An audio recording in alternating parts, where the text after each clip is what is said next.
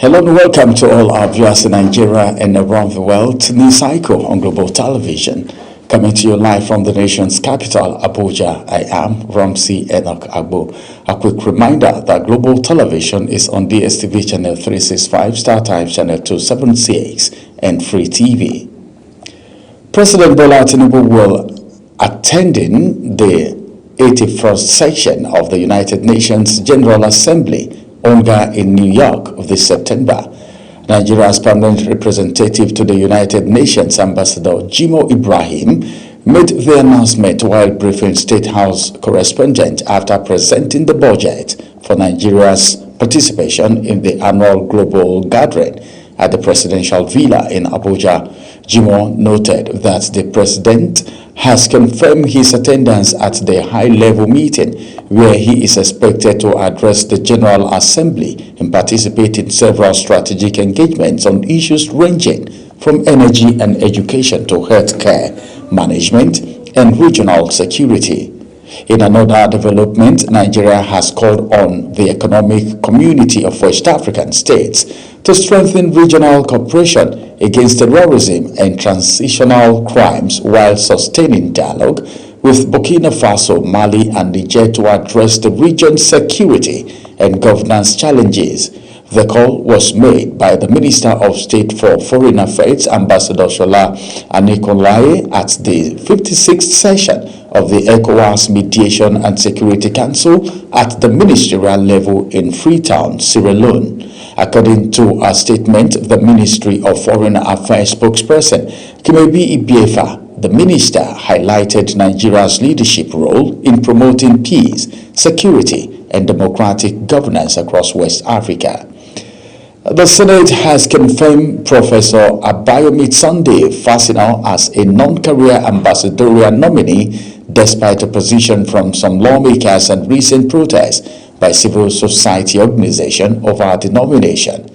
The confirmation followed the consideration and adoption of the report of the Senate Committee on Foreign Affairs chaired by Senator Sani Bello, APC, Niger North.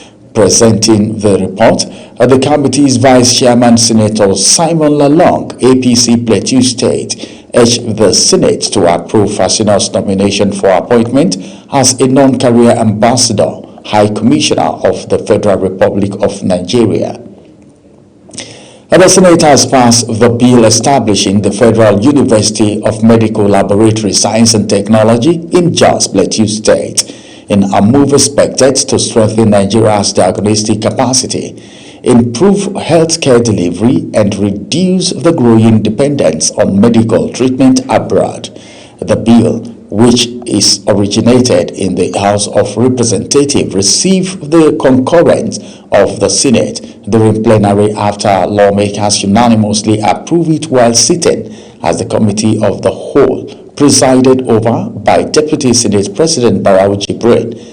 According to a copy of the bill, the proposed university is expected to serve as a specialized institution for training medical laboratory science, advancing biomedical research and innovation, and producing skilled manpower to improve disease diagnosis and strengthen Nigeria's health security.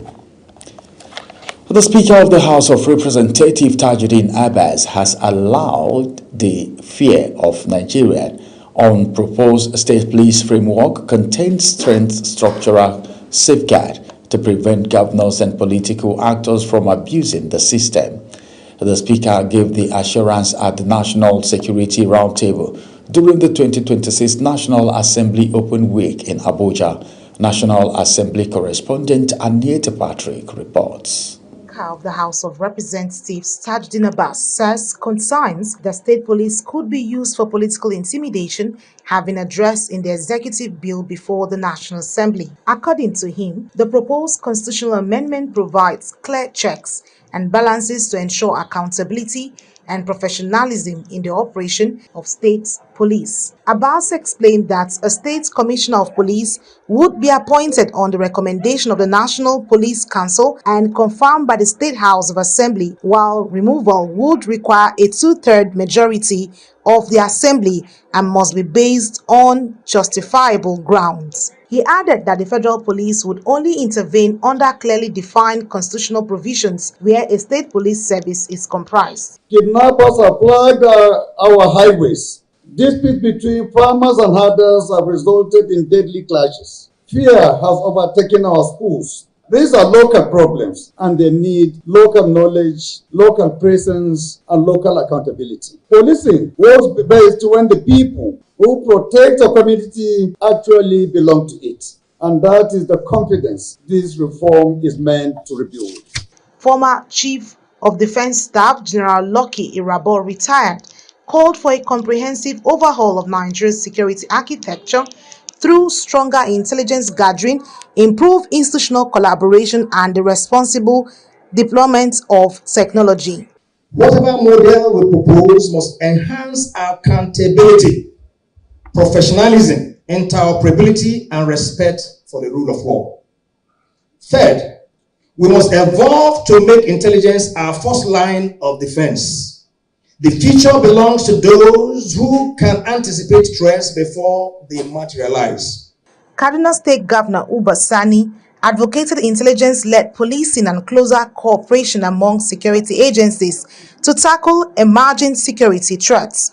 Our security architecture must therefore evolve in response to these changing realities. Constitutional reform is not an admission that our existing institutions have failed. It is an acknowledgement that institutions like societies must adapt to remain effective. Also lending his voice, the Etsu Nupe and chairman of the Niger State Council of Traditional Rulers, Brigadier General Yahya Abubakar, retired, endorsed the establishment of state police, describing it as a critical step towards improving community security. We have what we call state police, well organized, well structured, and well funded to ensure that we have effective peace and security in our communities.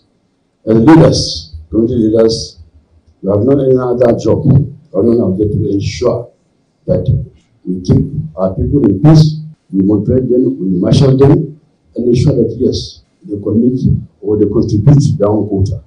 Participants at the round table agreed that state police, backed by constitutional safeguards, stronger intelligence, interagency collaboration, and phased implementation could significantly strengthen Nigeria's security architecture. From the National Assembly, Aneti Patrick, Global TV News.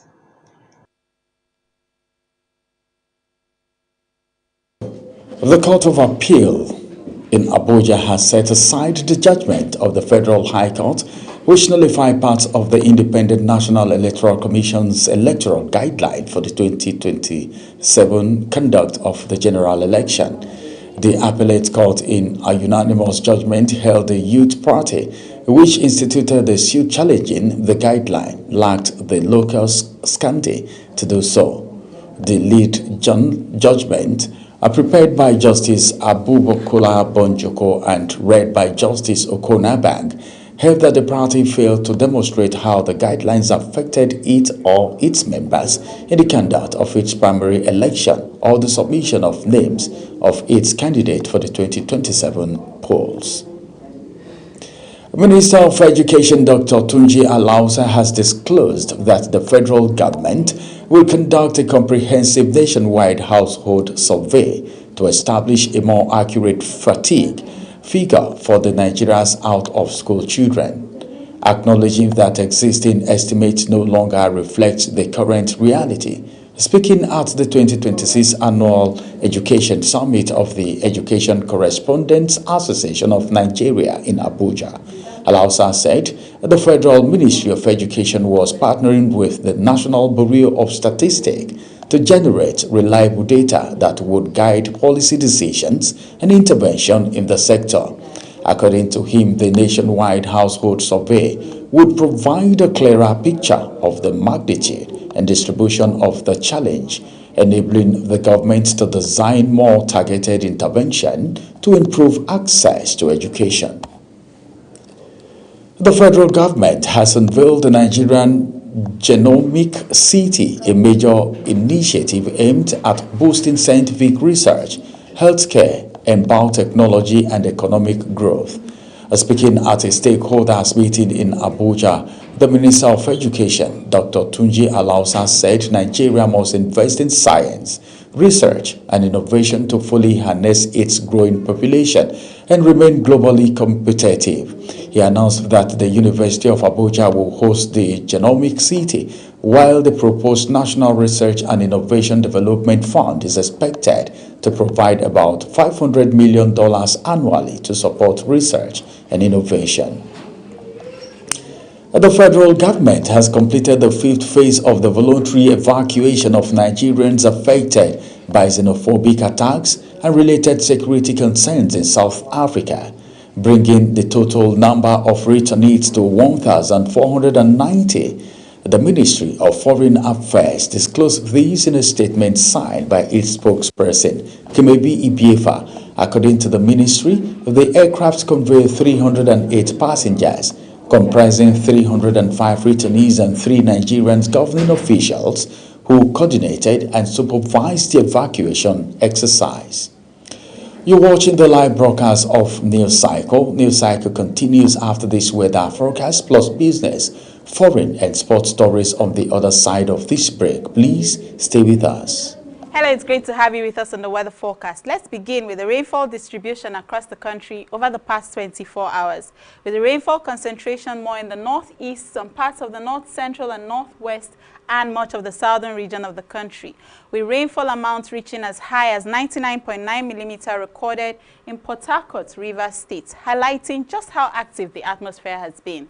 Now, heading into Friday, wet weather continues as morning rains are expected in parts of Lagos, Ogun, Ondo, the south and southeastern states, with rainfall amounts of 50 millimeters or more expected in the southeast inland and coastal belts, coupled with the already saturated soil. This could trigger flash floods in the region. Residents in these areas are advised to remain alert and take necessary precaution. Morning thunderstorms are still likely in parts of Kwara, Niger, the Federal Capital Territory, Kogi, Benue, Kebbi, and Sokoto states. By afternoon and evening hours, these thunderstorms will intensify, more in the northwest, some parts of the northeast and north central, with moderate rains to the southern parts of the country. That's the forecast. Whatever plans you're making for Friday, keep an eye on the weather. I am Theodora Itzum. Thank you for watching.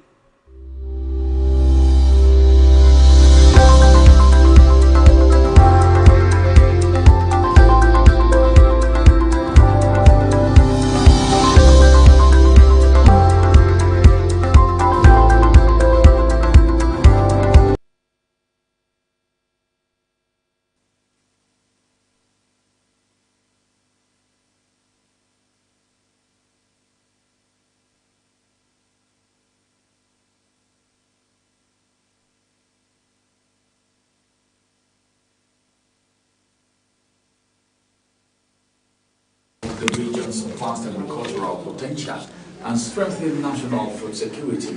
Kike Lumo Kiri has the details. Nigeria is stepping up efforts to reposition agriculture as a major driver of economic growth. At the Niger Delta Agricultural Development and Investment Summit in Abuja, Vice President Kashim Shettima officially launched the $500 million Niger Delta Agricultural Investment Fund. The Vice President says the fund is designed to finance agricultural projects across the value chain, including cassava, cocoa, rice, palm oil, aquaculture, livestock, horticulture, and marine resources, while attracting private sector investments. The Niger Delta Agricultural Investment Fund of $500 million, which we launched today, is a commercial returns-driven vehicle spanning the value chain from aquaculture and palm oil to cassava, cocoa, rice, horticulture, marine resources, and livestock. The Vice President says the initiative aligns with the President Bola Ahmed Tinubu's administration's food security agenda and renewed commitment to expanding non-oil revenue. He noted that the program will leverage support from international development partners, including the World Bank, Africa Development Bank, Islamic Development Bank, and other financial institutions to increase agricultural productivity and create employment opportunities. It is no coincidence that President Bola Ahmed Tinubu GCFR Please put security among the earliest priorities of this administration, because nations that lose control of their food eventually surrender the control of their future. Minister of Regional Development Abubakar Momo described agriculture as a catalyst for economic transformation, saying the initiative will improve livelihood, particularly for women and youth across the Niger Delta. Our ministry will continue to work with relevant ministries, departments and agencies of government to strengthen these foundations and ensure that agricultural investments are sustainable and profitable. The Managing Director of the Niger Delta Development Commission, Samuel Ubuku, says the fund marks the beginning of a long-term strategy to attract investment, strengthen food security, and position the Niger Delta as a leading agricultural hub. This summit is expected to produce results because Mr. President is committed to ensuring that at least the economy of the Niger Delta is diversified and the economy of Nigeria is diversified. Stakeholders says the success of the initiative will depend on sustained collaboration between government, development partners and the private sector to unlock the regional agricultural potential and accelerate Nigeria's economic diversification. Kike Lomo Okeri, Global TV News. Nigeria.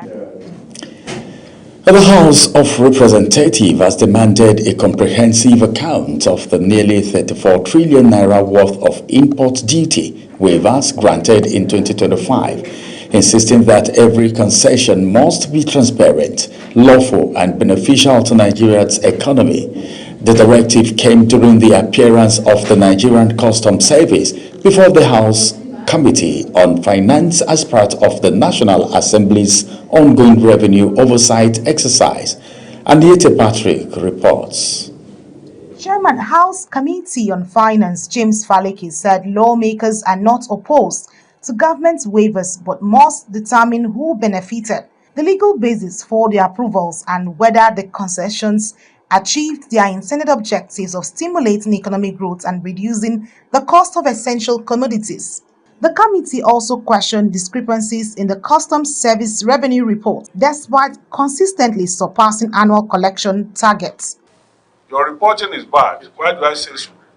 If you had created another column to represent this variance, this would have solved up the problem. You understand? Nobody will, the moment you see, you create another column and show the figures. The reason why. Do you understand? Yes, sir. And then there must be explanatory notes. Every account have explanatory notes. Lawmakers requested a detailed month-by-month explanation of revenue performance, saying the financial records presented failed to adequately account for excess revenues generated above approved targets. Deputy Committee Chairman Seidu Abdullahi argued that Customs has demonstrated the capacity to generate significantly more revenue, urging the federal government to set higher targets for the agency. Sitting from here, I can see that you can do more than what you're doing. For a target of 6.5, let's take 2024 for instance. You were giving 5 trillion naira. You did 6 trillion. For 2025, you were giving 6.5. You did 7.2.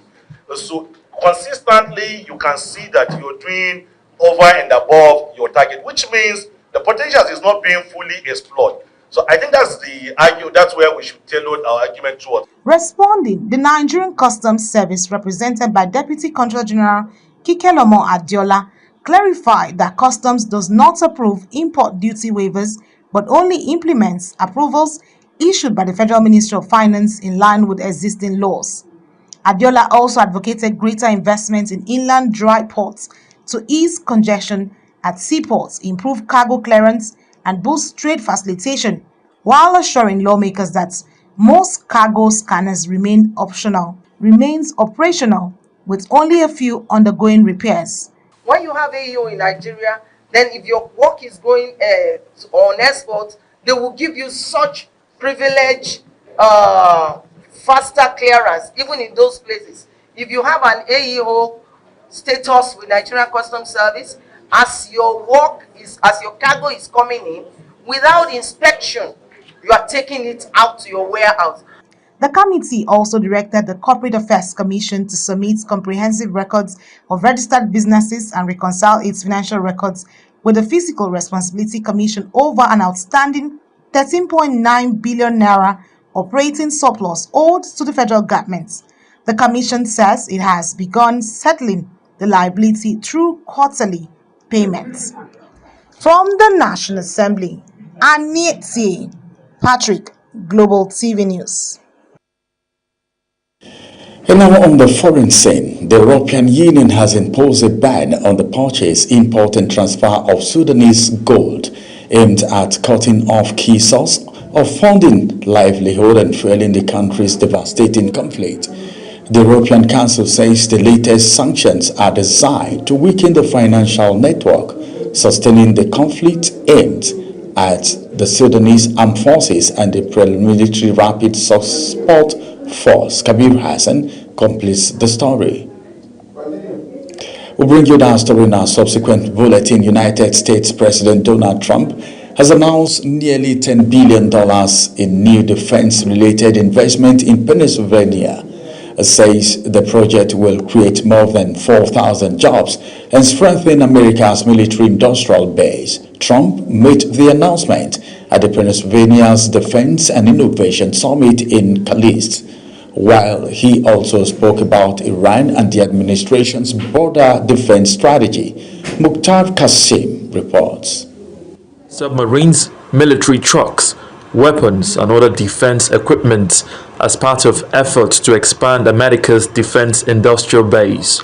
Speaking at the Pennsylvania Defense and Innovation Summit, Trump described the investment as a major boost for the state and the country, saying it will create more than 4,000 jobs while strengthening U.S. manufacturing and national security.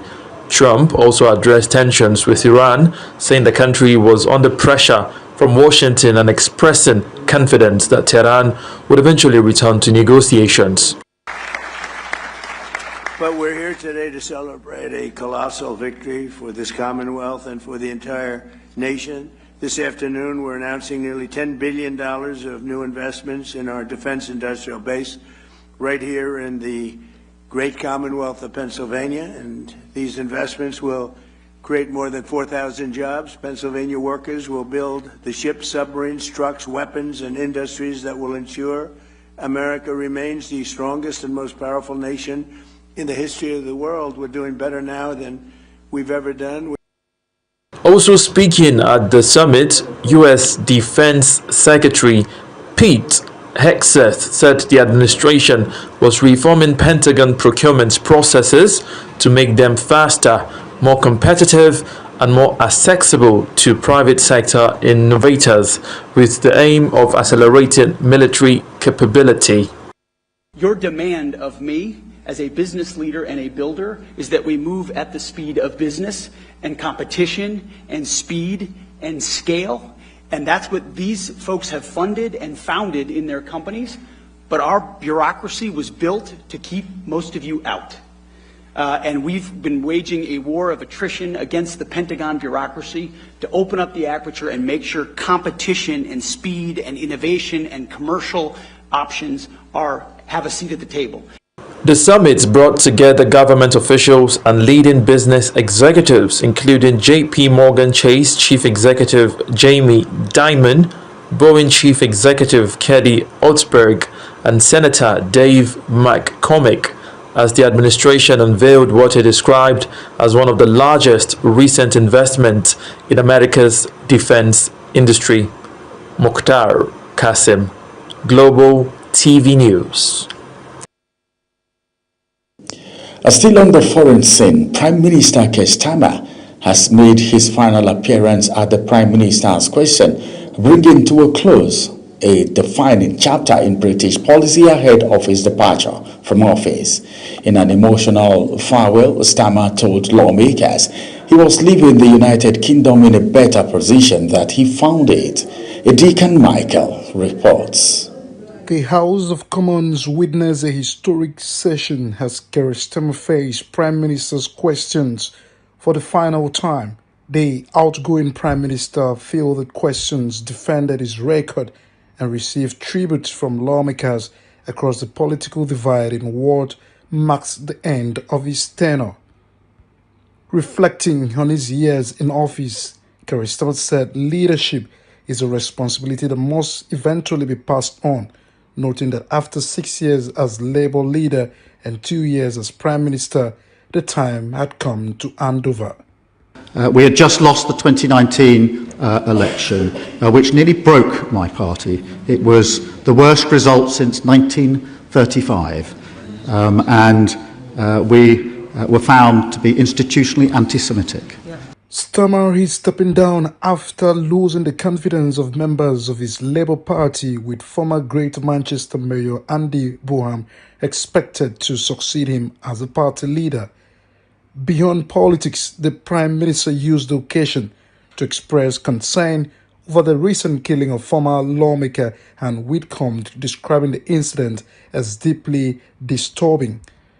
He noted that 3 current or former members of Parliament have been killed during his 11 years in Parliament and called for greater efforts to protect public officials and safeguard Britain's democracy. I picked up our party, I turned it round. I made a promise to rip anti-Semitism out of my party, and I did. I turned my party to face the country, and we won a landslide Labour general election. Opposition leader Kemi Benedok maintained that changing Labour's leadership will not solve the party's internal challenges. As everyone here knows, our families make a huge sacrifice for our choice to enter public life. So I hope he will allow me to draw our time together to a close by thanking them for the love and support they have given him throughout his time in office. Andy Burnham is expected to be confirmed as Labour leader on Friday, while Keir Starmer is scheduled to travel to Buckingham Palace next week to formally tender his resignation to King Charles III. Edika Michael for Global TV News. And now in sports, Nigeria's Flying Eagles have been drawn against Ghana, Burkina Faso and Togo in Group B of the 2026 WAFU B20 Under-20 Championship, the qualifying tournament for the 2027 African Under-20 Cup of Nations. And that's it on News Cycle. Here's a quick reminder that Global TV is on DSTV channel 365, Star Times channel 276 and Free TV. Kindly follow us across all social media platforms now showing on your screen using @Global TV NG. I am Ramsey Enoch Agbo. Thank you for watching.